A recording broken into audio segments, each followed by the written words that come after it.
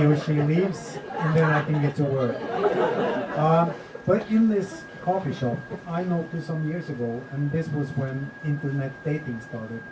I would see these people, sitting across each other with their coffee and being very polite and sitting very straight.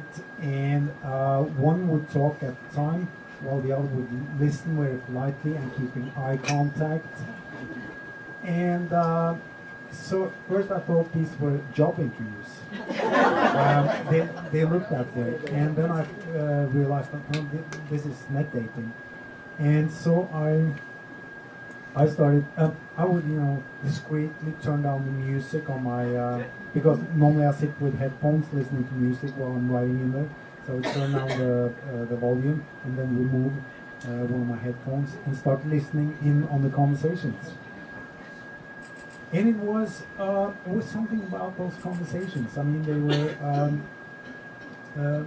I think maybe it's because at that time there were no rules, there were no social etiquette for how to behave, what to say, what to talk about on a date like that. So they would sort of just have to come up with a way to communicate. And those were, of course, some of them people who had walked in with their hearts in their hands and risking all their dignity in this meeting. So listening to those conversations, it was awkward, of course, painful to some extent. On the other hand, it was like pure literature. It was like some of those lines could go directly into a book. Actually, they have.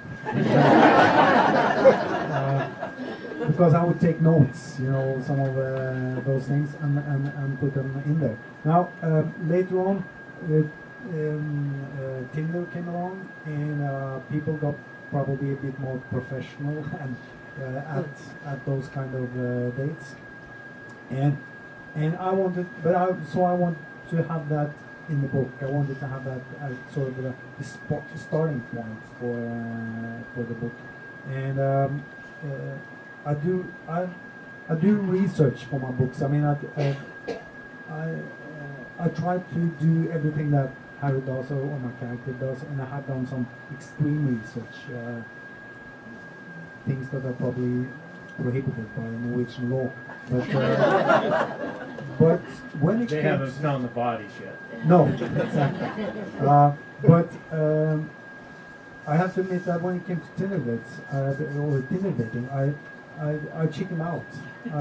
I'd seen those people, on this, on those dates, and but I was lucky because a friend of mine, a girl who's a rock climber, by the way, she was just on. She got single, and she wanted to go on dates. So I said, okay, if you go on Tinder dates, I'll be your wingman. And so I sent her out in the world to do my research for me, and she would report back to me. So that's how that was sort of my Tinder dates. There's some stark scenes in your book where the women and the men are interacting with each other, and the man wants one thing and the woman is looking for a relationship. It's really that cynical.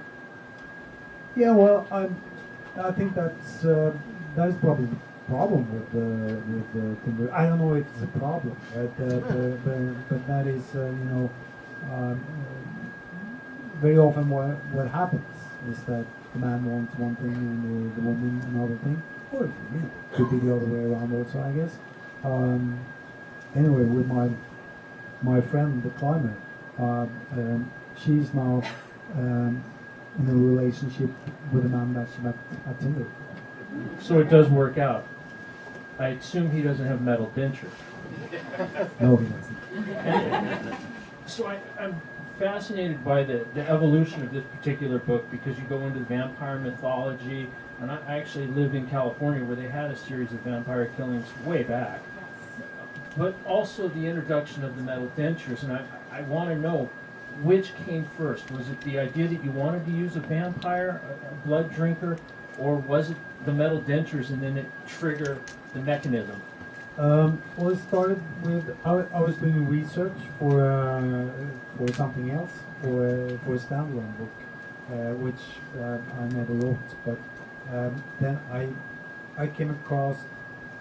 I was sort of down in the deep dark cellar of psychiatry when I came across this thing called clinical vampirism or Renfield syndrome, and I think it caught my interest because of the combination of this, clinicals and vampirism. One word being like very scientific, and the other word hinting at myths and legends.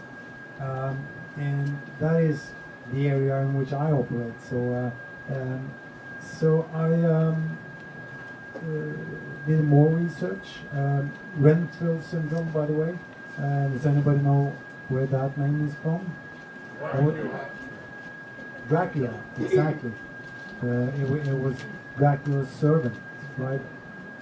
And okay, since we're having a quiz, the movie Bram Stoker's Dracula by Francis Ford Coppola, who is playing Renfield in the movie? Tom Waits. Exactly. Way to go. An inspired choice. And he was same thing there. The first article they called it Renfield syndrome, and they didn't really take the diagnosis seriously. That's probably why they call it Renfield syndrome. And it's because it's a controversial diagnosis. I wanted to use it in the book. That was also that is more. Tinder is sort of the starting point. It's not the theme, but people with the urge to drink blood. You know what is that about? So I was thinking, is it about the tribal traditions where you drink your enemy's blood to gain their power and strength, or is it about intimacy? That's the closest you can get to another person is to drink her or his body fluids. Or subsume them. So to speak. Yeah, exactly. To become one, and so that's a theme. That's a theme for the whole novel. The thirst. Exactly. I was struck by the thirst, and you kindly brought back Terry Hula out of retirement, and I think we all applaud you. I think everybody's here because that's such an enduring character you've created. But the thirst is about a lot of other things too, isn't it? His alcoholism, the need for power, the unquenchable dating arrangement, the need for intimacy, and of course our need to bring back Harry Hula. So how did you struggle? It looks like you used all of those within this book. Yeah, I think it's you set out with a theme and a story, but what happens when you write a book is that subconsciously you put in other stuff there, and what you do put in, and this is almost unavoidable, I think, is that you put in what's going on in your own life at the time. They say that every writer writes about himself or herself, and I definitely think that is true. I also think it's true that the writer often has no idea that that's what he's doing at the time of writing. And for me, it happened only when I started to get translated into other languages, and I would go visit countries and to talk about the book that I published in Norway 5 years ago. And that was when I realized that, my God, it's obvious that what I was writing about 5 years ago, what was going on in my life 5 years ago. So I do think that to a certain extent you have control over what you're writing, but I think that the subconscious, it will end up on paper, whether it's what is happening in your own life or what is happening around you. Was it hard to bring back Harry? No, it wasn't like I didn't plan to not write a Harry novel for 4 years, but it was just that I always try to make my ideas decide what I'm going to do next, and it was simply that I had 3 ideas for standalones that I had to write first, and so Harry had to wait. Well, it's certainly a welcome back, that's for sure. Harry's a complex guy. Is it hard to write Harry?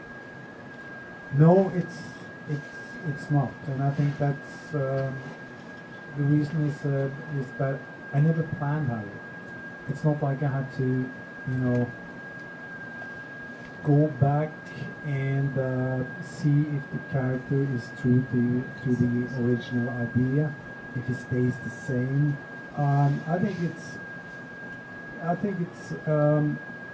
what you often do when you have a protagonist like that, a main character.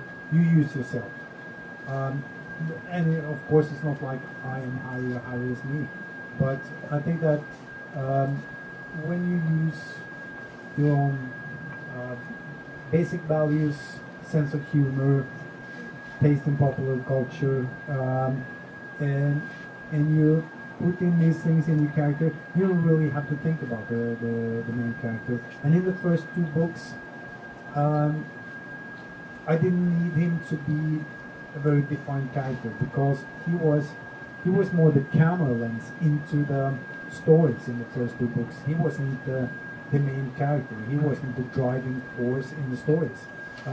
That's happened like later in the series. So he sort of moved from being behind the camera to be now, after 11 books, in front of the camera. And by the time he moved in front of the camera, he was already fully formed as a character. And he's the one character where I can just go by instinct. I know him so well that I don't really have to think or plan that character. It's interesting you mentioned the first 2 books because I thought they were very different. I've read all of them. Your writing has evolved quite a bit into very complex plot lines. In the beginning, it almost seemed as if you were creating a very conventional character to look at the world. You were going to bring him different places. And Exactly. Is that what it was about? Yeah, that's exactly it. It was. I mean, I was when I wrote my first novel, I was asked by a girl who worked at a publishing company to write a book about them, and I told her that I can't do that. What happens on the road stays on the road. So I went.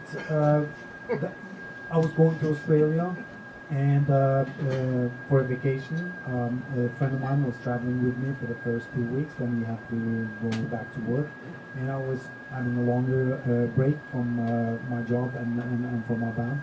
So I brought a laptop, and so I planned. I planned the character and the story on the plane from Oslo to Sydney, which is approximately 33 hours. And when I landed in Sydney, I went through customs, checked into a hotel. I was jet lagged, so I started writing.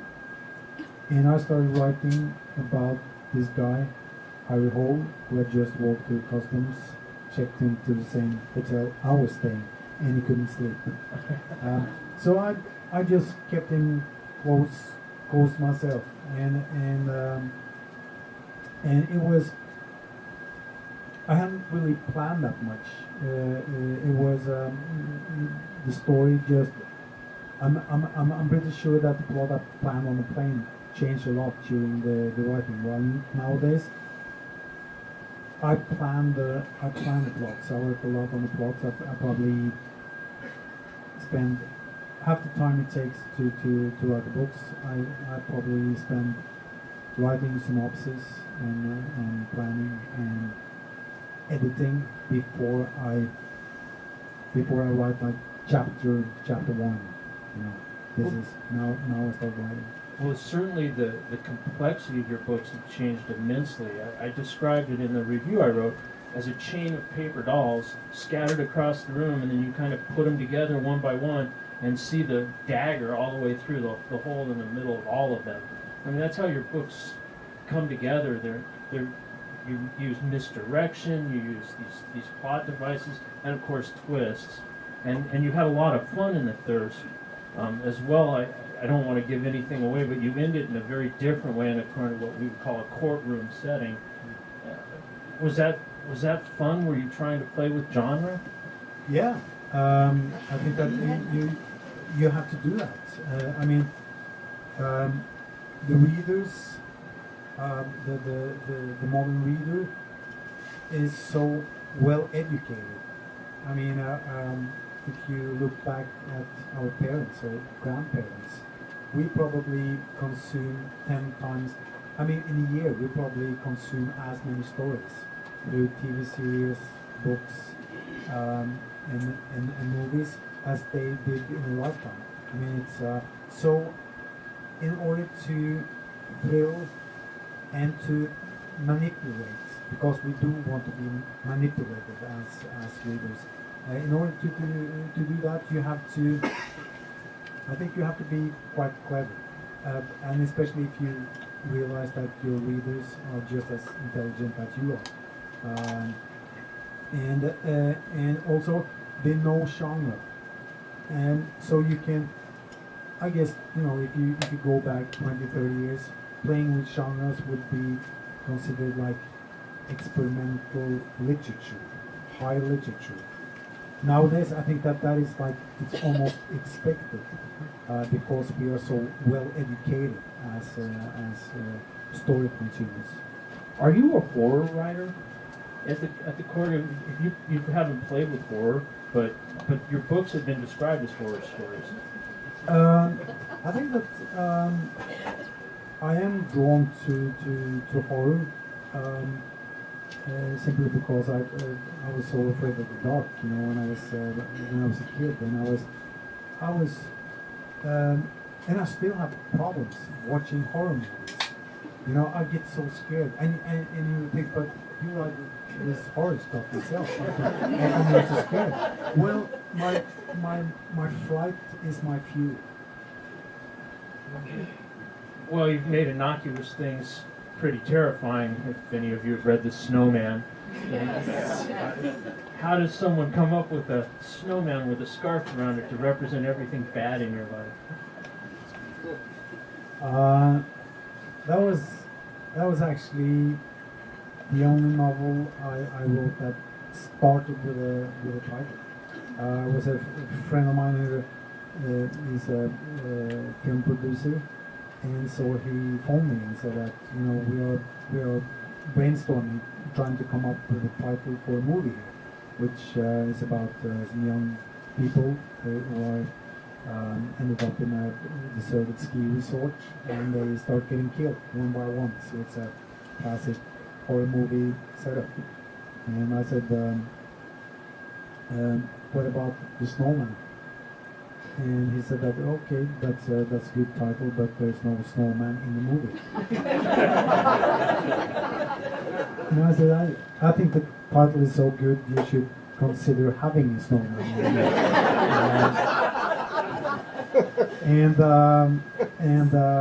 But they didn't use the title, and so I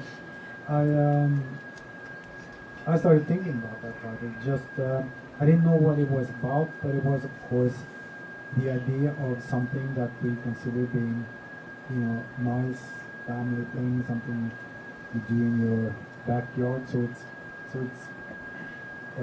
within your what they call it in English, we call it intimacy zone. Is that an English word? You know what I mean? It was the idea of just putting that, on the cover of the book, The Snowman. And if you see crime novel, so that combination, that suddenly something that is so nice and warm and cozy becomes the opposite. It's like what you do with clowns or dolls. It's suddenly it becomes that much scarier. So that was the idea for that thing, and yeah, I think that yeah, it's you have that symbol of the monster. It's not about the snowman, of course, just like the movie Jaws is of course not about the shark, but it's just that iconic thing that represents everything evil and bad. That's a very cinematic way of looking at your book, but you've had success in film too. The Headhunters, and now the Snowman itself, the movie with Michael Fassbender. Have you seen any final product of Snowman? No, I haven't, and just to correct you, I haven't had any success in this. It's, I just wrote a book. You collect the residuals. Yeah, well, it's if the Headhunters was good, and I think it was pretty good, it had nothing to do with me. And same thing with the Snowman. If it turns out to be a good movie, then it's not because of me. If it's a bad movie, I will take no blame. I was hoping you might talk also about the series Occupy. For any of you who've watched that, it's an interesting political take on the ecology. And I imagine real-world events sparked that. There's probably a lot of discussion about that in Oslo. Yeah, well, it's for me. First of all, Norway is a young nation. It was became a nation only in 1905. Up until then, it was in union with Sweden and Denmark, back and forth. When we were occupied by Germany in 1940, World War II became sort of what is still so important for the way we see ourselves as a nation. The idea of this little country, resisting the Germans. Whether that is a true story or not, it's up for discussion. But anyway, it's still World War II is something that gives Norwegian, to some extent, pride, and to some extent, I think, a shame that we really don't talk about, because we were just overrun by the Germans. If you look at the resistance movement in Norway, there was a resistance movement with heroic people, but it was also German soldiers going to Norway. Some of them didn't realize that Norwegians were enemies. They thought we were allies. Some of them, because it didn't happen much in Norway during World War II. Most people just kept their heads down and tried to get on with their lives. Some were in the resistance movement. Some fled to Allied countries, UK, and some joined the Germans. Not necessarily because they were Nazis, but to fight the Russians, which were considered a bigger danger that they had border to Norway than the Germans, and they were more afraid of Stalin than of Hitler.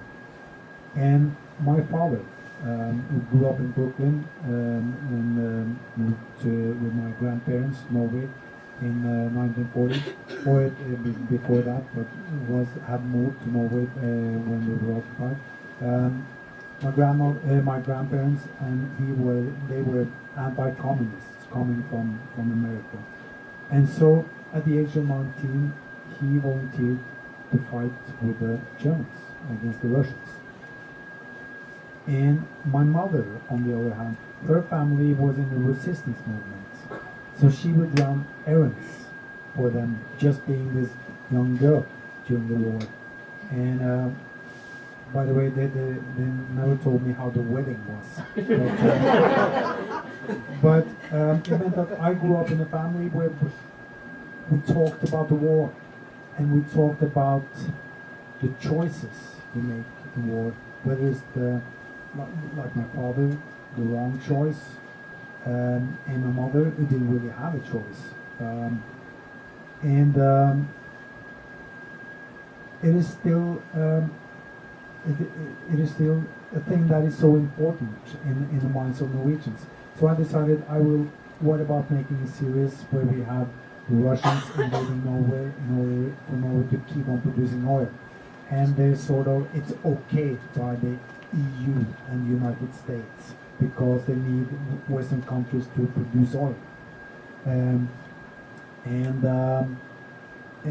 that is sort of the backdrop. The real story is about, in present time, Norway being one of the richest countries in the world, and number one in happiness and optimism.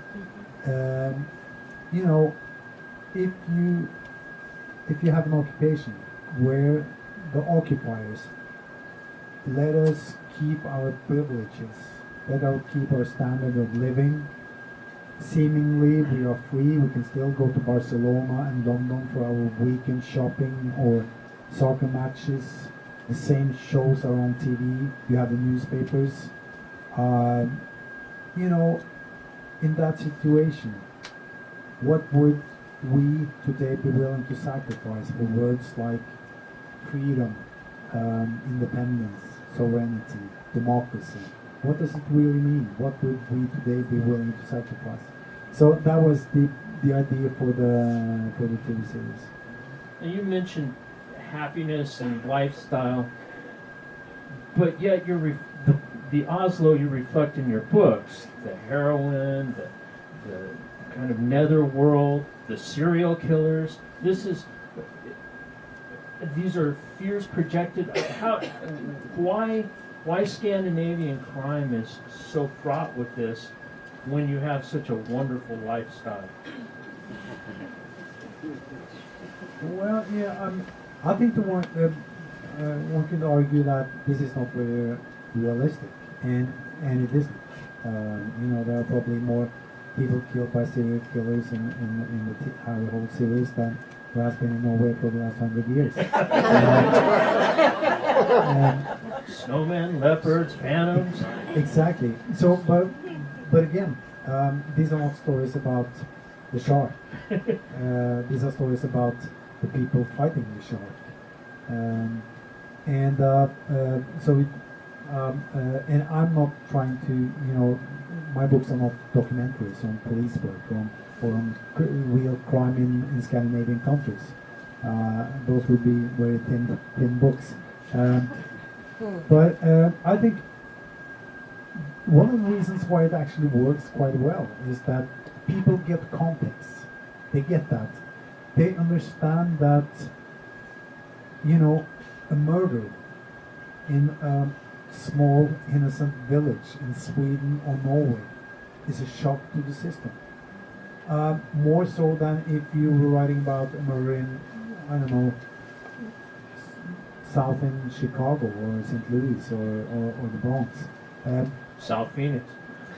Exactly. So you know, I think that is because of that is actually quite suited for writing crime novels. There's a line in the new book where the police chief is talking about how he has to treat this one killing like a crime wave because it is a shock to the system. And you see, you know, it's not the gun, it's not the knife, it's the bullet, but this time it's because of the teeth. And that seems to frame it. Your books are not just about Harry, although Harry's a rich character. What makes your books, I think, so enjoyable are the supporting cast that you create. Oh, and by the way, you like killing them off too. Is it? I mean, you've created some really great characters. The woman who could, and and then you just what?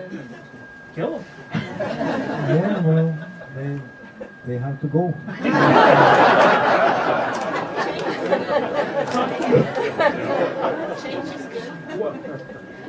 Why do you think they have to go?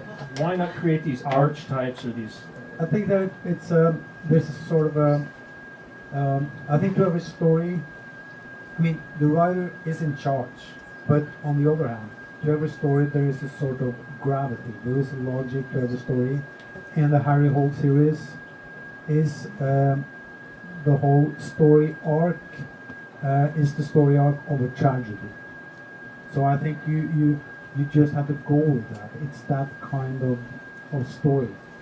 And Harry, in order to be this tormented, in order for him to be morally tested, you have to put him through these ordeals, meaning that he is bound to lose what he loves. And of course, Harry's love, the way he sees it himself, it is like a vampire bite. You know, it's nothing good happens to the people that he loves.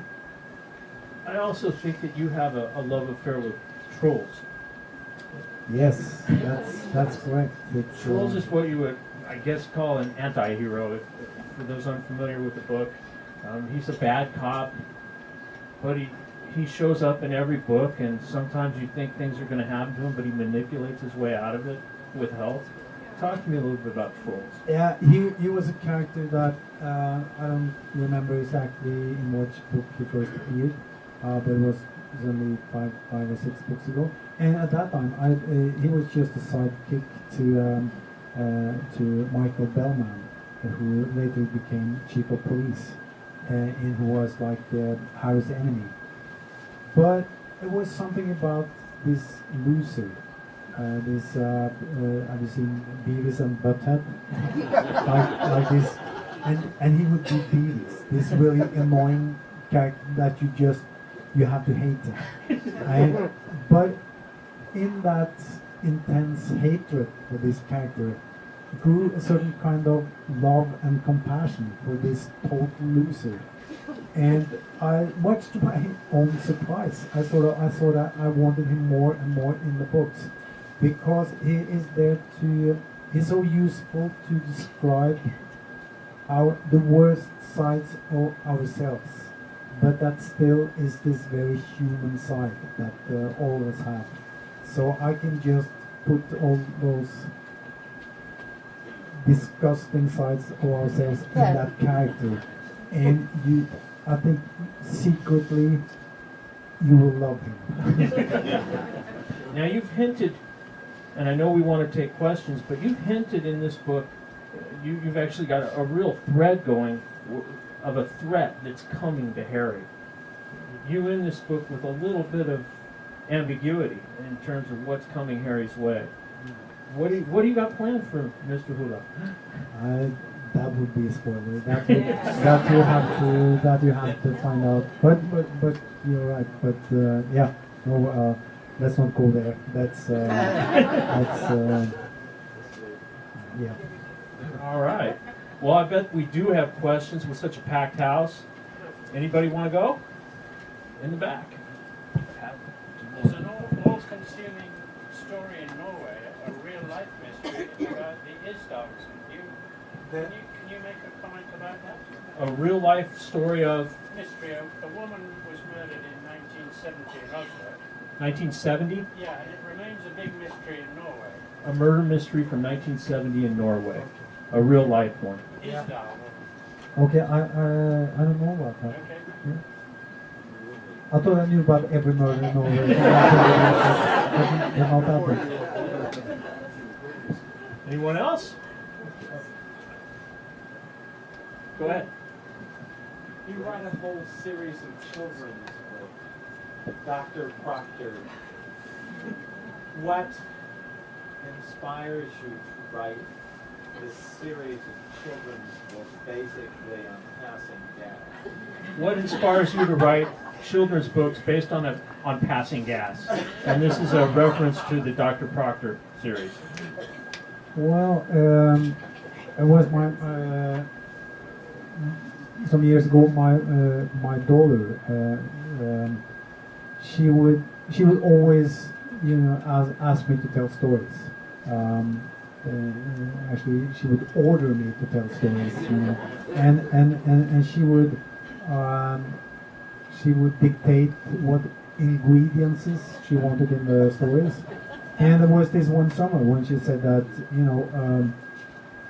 can we tell me a story with with a nice girl, pretty girl. She's a princess, and she looks a little bit like me. And a boy, a really small boy, much smaller than the girl because she was afraid of boys at the time. And a dinosaur. And I said, "Can you skip the dinosaur?" "Yes," she said. "Then I want a crazy professor or an inventor and a potato." I don't know what the potato was about, but for a while she wanted vegetables in the stories. Anyway, I asked her, "Can we have a bit of farting in the story?" And she said, "No, Daddy, no more farting." Okay. And I said, "Just a little bit," and she said, "Okay then." So we came up with a story about Dr. Proctor, an inventor who is down on his luck. He has invented a farting powder, or fart powder, that is for preventing people from farting. That you could sell to people before they go to serious business meetings or funerals and stuff like that. But it doesn't sell very well. So along comes this street smart little boy, Millie, who suggests that he reverses the formula. And so they do that, and they come up with this really powerful fart powder. And the plan is then they are trying to sell it to NASA, so you can shoot people directly into space instead of having to build expensive rockets. That was inspiration. By the way, it's strange. The title of the first book was Dr. Proctor's Fart Powder, and I wasn't sure how people were going to react to that. But the Germans, my German publisher, they bought it just based on the title.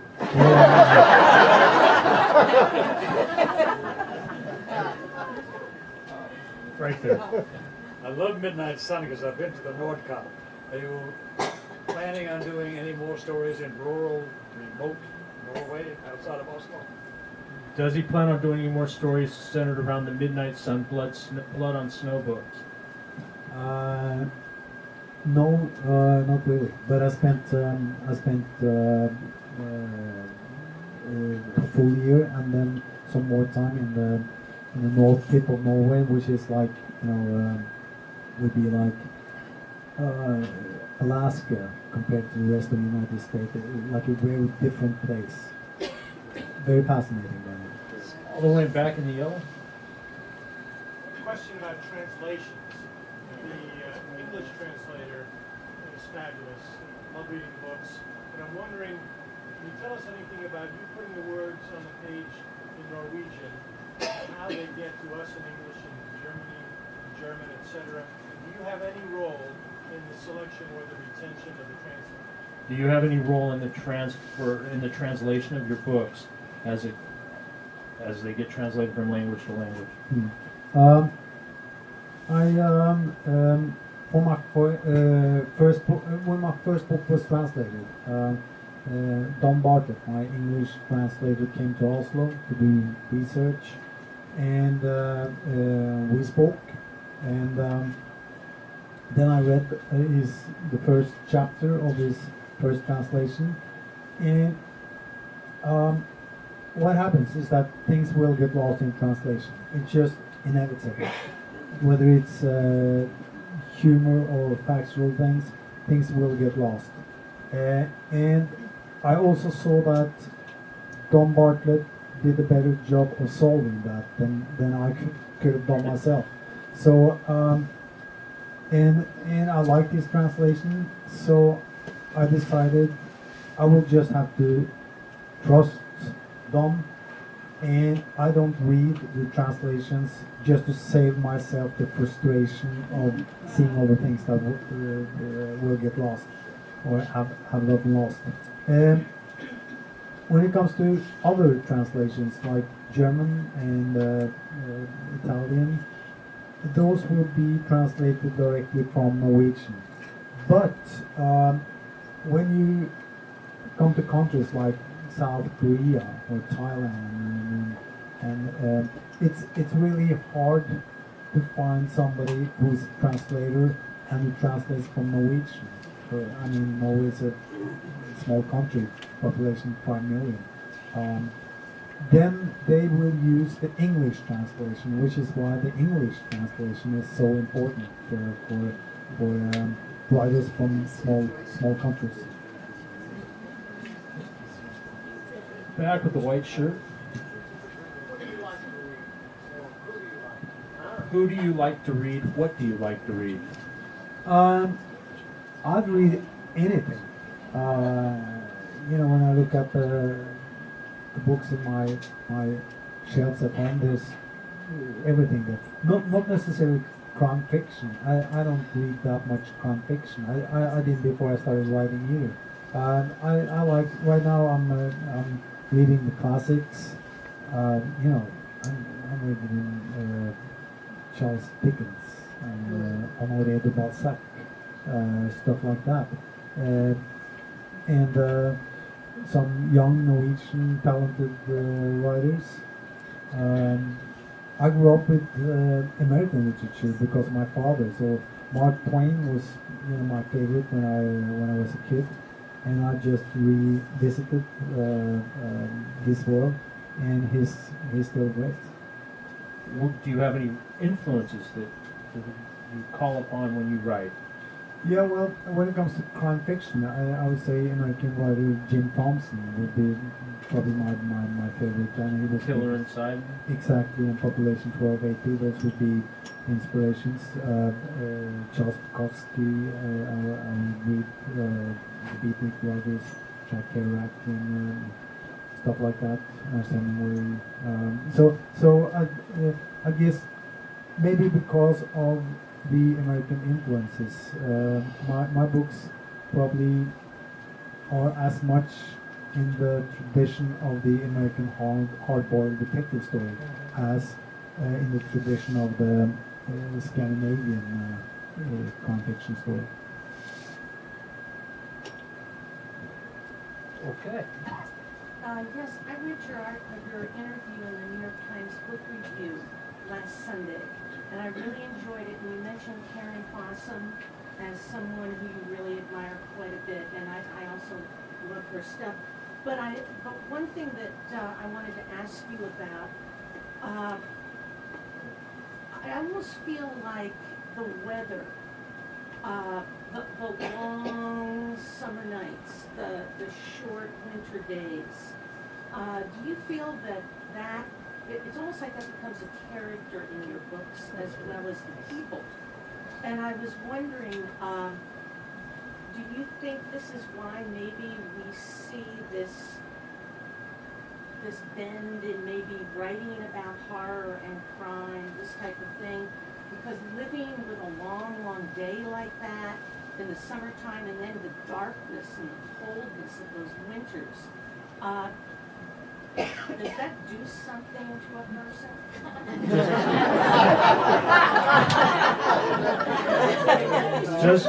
Does the weather make you clinically depressed? Absolutely. And does it become a factor? The long winter nights, the long days become a factor in writing and become a character. It's hard for me, to know whether it does or not.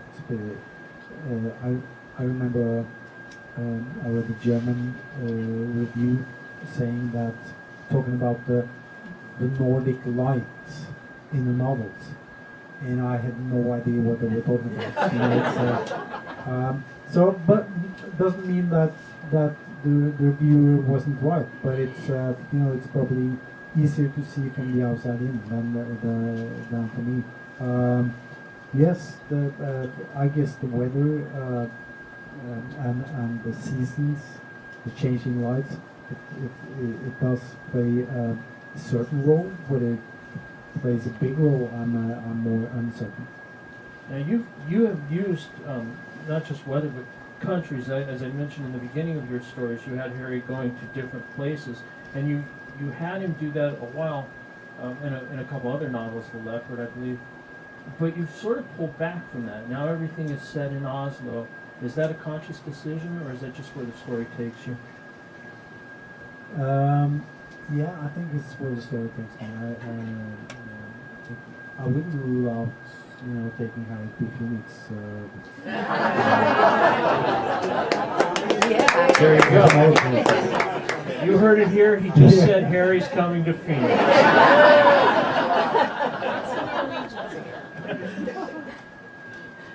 Go ahead.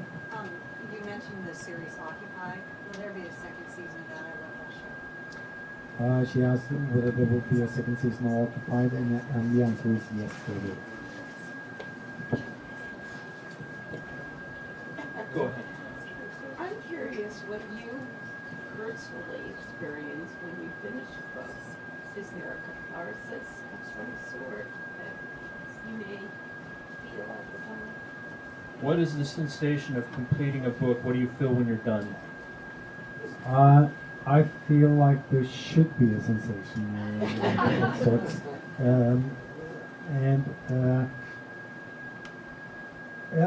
I think it's when you realize what a lonely job it is. Because you write that last sentence, period, and there's only silence in the room. There's no popping champagne or, there's nothing. It's just you getting up and realizing, okay, that was it. The novel is finished. What do I do? Do I call somebody and tell them that I just finished a novel, or do I just, celebrate? If I'm in a coffee shop, I go and buy another cup of coffee. Yeah. These books must be emotional. Some of them must be emotionally hard to write. Yes. Yes. I mean, both yes and no. It's on one hand, it's a Harry's dark universe. It's when you spend too much time there, you I don't get depressed, but it's rough. On the other hand, I wouldn't compare it to being, in a real life situation like a psychiatrist or a priest, or if you work in the police or in the prison, where you are dealing with real life dark stuff and problems. I have the privilege of I can shut off, and it's fiction. I'm in control of these things myself. If you have a job like that, you're not in control of what is happening. So I wouldn't compare my situation to people doing real jobs like that. And I'm saying real jobs because I don't think writing is a real job. But on the other hand, Harry is a very intense guy. He's the kind of friend that you have when you spend the weekend with him. You don't want him to call on Monday. Go ahead. In some of your books, you mention several songs, several musicians. What music do you like? And when you listen to your CD or player or whatever? The question was what kind of music do I listen to? I listen to same as with literature, anything from punk to jazz.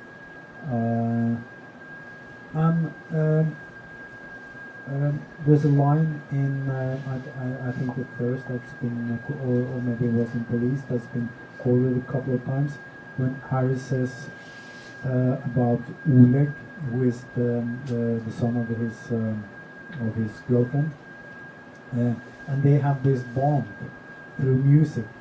He always says that what makes two men bond is not the music that they have in common, the music that they love, but the music that they both hate. But I'm gonna say that I don't really hate music. I get suspicious when people spend more time telling you what kind of music they hate than what kind of music they love. So I'm a music lover. I'm open for almost any kind of music as long as it's sincere and good. As long as music is sincere I have a tendency to like any kind of music. So what do you hate? Music that's fake. Music that's made to fill a gap in the market, or that you can tell it's not sincerely made. It's not made for the love of music. It's made for consumption. That about covers everything on Hits 1, I guess. Why is there a different narrator, or translator? I think when we have used different translators, it's because he hadn't had the time. And also, it's yeah. I'm sorry?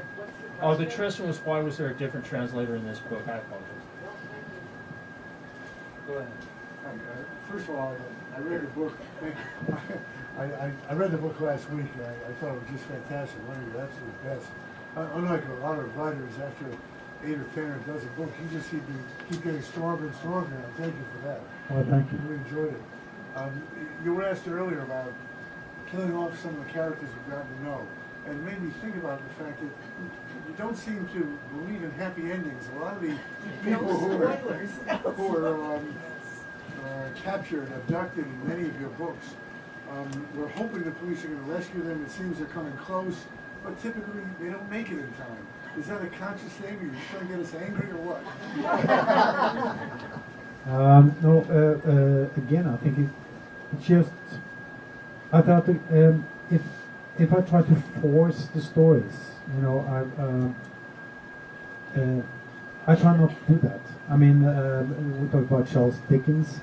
He would, of course, publish his stories chapter by chapter, and then sort of write his books based on the reactions he would get from his readers. And so he would keep, like a soap opera almost, that the popular characters, he would give them more attention. And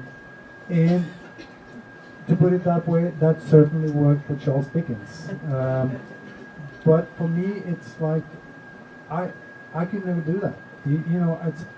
I don't believe in being loyal to my readers. I actually think that readers, they want writers who are not loyal.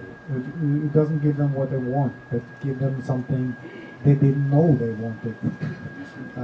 And I think that in being true to the logic and the gravity and the tone in the stories, I probably make my readers invest emotionally in the stories for good and bad. I know that people have been angry with me and think I'm a cynic because I kill off some of their favorite characters. But it's like I said, I don't listen to that. I don't feel any loyalty. I don't feel bad about my readers feeling bad about that. And when I said they have to go, I don't mean it like that it doesn't, that is not hard for me emotionally to get rid of those characters. It's sad for me too. And it's like, and when I feel tempted to keep a character just for the sake of keeping them, I have to ask myself the question, why do I do that? Is it for sentimental reasons? What is needed for this story? What does the story tell me that needs to be done? And like I said, it's a tragedy. That's what kind of story it is. It's kind of like Harry giving you the middle finger. Oh, if he had one. Go ahead. How did you educate yourself about police investigative tactics, or did you educate yourself about it? How did you educate yourself on police tactics?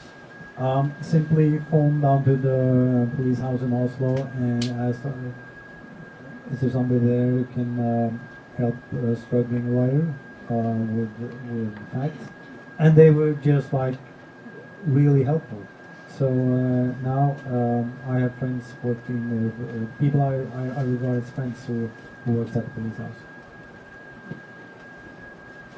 Your English is nearly perfect. Have you ever tried to write the book in English? No, it's thank you so much, but it's far from perfect, and you know it's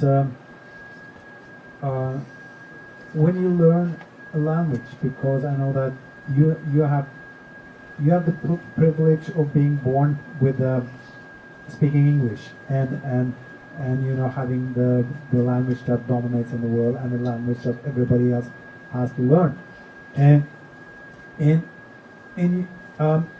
so sometimes I meet people from UK and from United States who hasn't really experienced the frustration of almost getting there, learning a second language, but not getting that last part. You get to a certain point, but there's something, you learn it the first time you try to tell a joke in English, and you realize that I can't really tell a joke in English because I lack that last knowledge and feeling for the tone of the language that makes you choose just the right word, that word instead of that word that means the same but that's slightly different. And as a writer, I need to have that last part, that last, you know, that feeling for the language. So for me, it would be it would be a very frustrating experience to try to write in English. We have one more question over here. Why did you use social media in this book? Social media in this book, why did you use it? I think the answer to that would be the question that we opened with, that it was just that it was these conversations, these people being sort of naked in front of each other because they were in a situation where there was nothing to hide behind, that made it an interesting social situation for me. All right, so would everybody indulge me by holding up a copy of The Thirst? I'm going to have Joe, let's see. Oh! Yeah.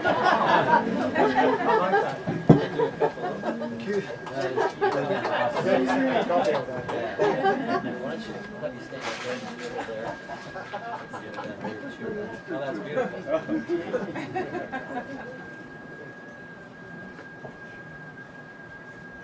Fantastic. Thanks, everybody. I'll leave this side too. I don't want to leave these books out.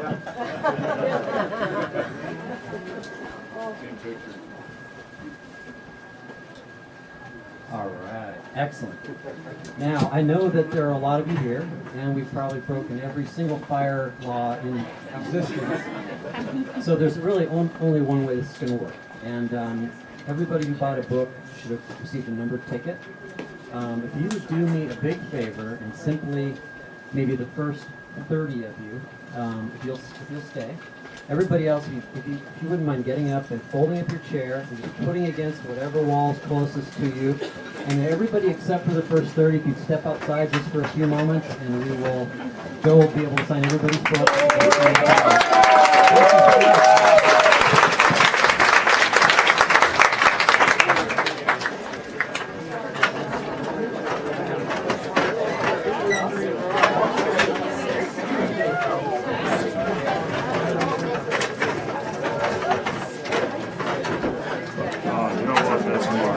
I knocked that over. I apologize. Here, let me take that from you. Thank you very much.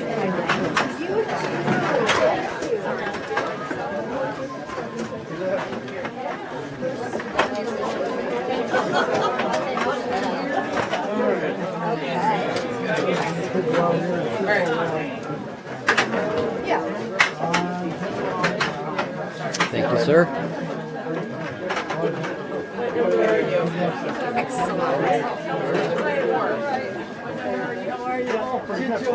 Yeah, yeah.